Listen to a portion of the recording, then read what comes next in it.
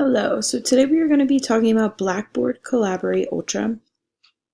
This is something that I just learned about. I never used it for any other class, but now that I have, I kind of like it. You can attend class from home.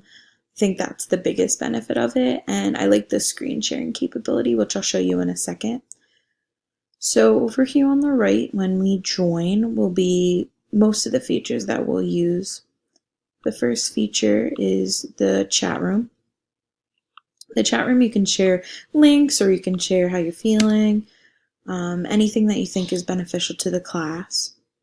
The next tab is the attendees tab, so you can see who's in the room. So right now I'm the only one in the room. You can also see there would be like a little phone right here, and that will show you who's dialed in on their phone. This is the share content tab. I think this is the most important tab in the whole resource. So you can share a blank whiteboard and you can draw on it, or you can type text. Right here you can share your screen. So if I wanted to share my entire screen, I can allow that. And then it would pop up on everybody's screen that is in the room. You can also share files. This is how we see the agenda for the day, what we're going to be doing. And in this tab, you can also have a poll. Do we need a break? Yes or no? And everybody can vote. So we're going to start that. And then everybody in the chat could vote and you can see the answers. The timer, I think the timer is super important. So if we're on a break, we got a 10-minute break.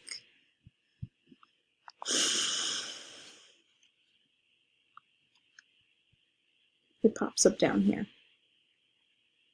Down here we have features such as share your audio. You can share your video. So everybody can see me in my dark room. You can also raise and lower your hand. And you can view the poll that you did. So there's a lot of resources. This is a great tool to use in class, and I think it can be beneficial in any class.